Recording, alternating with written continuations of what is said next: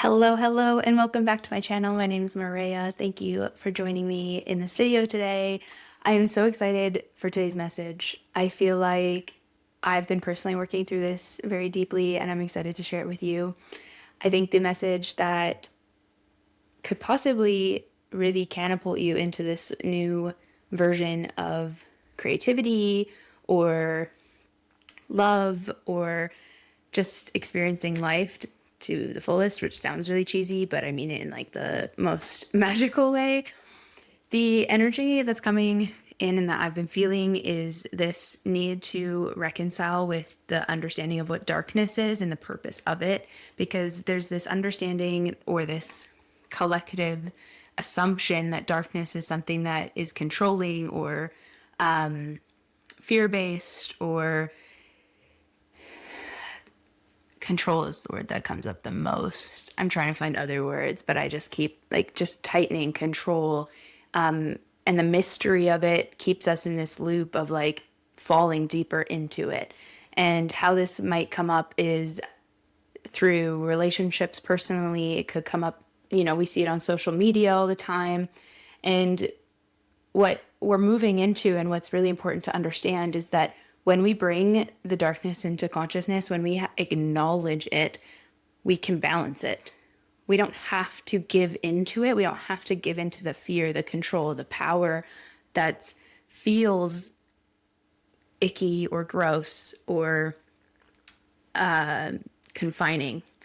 We can experience those things. We can get into those addictive behaviors, into that martyrdom. That's the word that comes to mind. It's really easy to fall into that, but the key point is that we don't stay in the void, in the darkness, in the unknown as a way of validating our mentality of being a victim or being sad or being ashamed. Wow, this is intense. I'm doing the best I can, so thank you for staying with me. We don't want to make a habit of staying there. Staying there does not actually use the power that it brings to our life. And the power that it brings is the catapult. It's like that resurrection. We see that often. You see it in like biblical texts. We see it in religions. Like it's that void of darkness unknown that we can either be stuck in, distrust, and try to control. That's where like the manipulation comes from. That's where we try to control our life, the outcomes, the physical reality. It can produce that. It can. But the alchemy of that, or the transition or transformation, whatever word resonates, comes from the fact that when we can recognize it and take accountability for it and embody it, that's where the power comes from. I was watching, I don't know where I saw it, but I saw a video of like Theo Vaughn the other day, and he was talking about how he wants to start like a new path or a new chapter. You'll have to go look it up. I honestly don't fully remember what it was about or how recent it is, but what he was showing is the embodiment of how we can utilize this darkness to empower ourselves forward. And by him acknowledging that darkness and that void, he's empowering his steps into a life that he wants. And the beauty of that, the vulnerability of that, is he's letting the world witness it. He's letting the world into like his thoughts and his mentality around what he's transitioning or transforming within himself. Now, this could be in a very personal, it's going to be both, let's be honest. This is a very personal journey. It's also something that we've witnessed very collectively. But the caveat or the point is that utilizing that darkness means trusting yourself to take this very strong sense of boundaries within yourself and utilizing that to push into something that's going to be something that you're wanting to create. It's trusting the void, but not falling into it. It's trusting the darkness, trusting the emotional overwhelm, trusting the anxiety, trusting the feeling, letting it sink into your body, letting yourself be in it, but not staying there. It's about utilizing the awareness of it, bringing it into the light, I guess you could say, and allowing it to push you into a future that is different, evolved. Because the the beauty of those things, the beauty of those darknesses, it's also passion, it's also liberation, it's also abundance, because there's no end, right? You could get stuck in the darkness to no end, and that's abundance. Though, but what I'm trying to say here is that when you get stuck there, you don't get to actually experience the lightness of that. So right now, how it's coming across for me is I'm witnessing my ability to get myself, be my own savior, bring myself out of that darkness, allowing myself to actually utilize it, to have those boundaries, those inner, my own inner authority, to then witness what I'm wanting, and then moving forward towards that. But not disengaging with the fact that everything in this like heaviness that I've experienced, or this heaviness that I carry, it's no longer a burden. It's pushing me into where I want to go. It's actually exploding the way that I can share my voice or my life or my love more loudly. I'm utilizing it as a drive of purpose and passion, and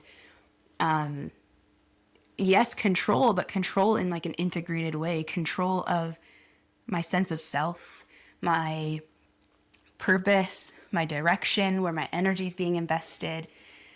I'm utilizing it as a way of creating. I was in this void. Now I'm coming out, and I'm choosing to use it to motivate me and inspire me and be my muse for where I'm headed. And I think that's the biggest message, is we're learning how to understand and see the beauty in the darkness, in the sense of how we can utilize that to create different structures for ourselves, different ways of creation, different ways of living, different ways of expression, authenticity. Keep saying darkness, but we could think of it as like yang energy, yin yang, light, dark, above, below. It's just the duality. But the idea is that we can learn how to integrate that into purpose, into love, into loud authenticity, embodiment. And I believe that is exactly where we're headed. And if this is a message for you, I hope it resonates. I want you to know that your power lies there. The things that you've experienced, the things that you might think deeply about, the things that you muse over, music, or we see it a lot in music. That's why we connect so deeply with music, is because it comes from that place most of the time. At least for me, I connect a lot to like emotional music, or at least lyrics. I love lyrics.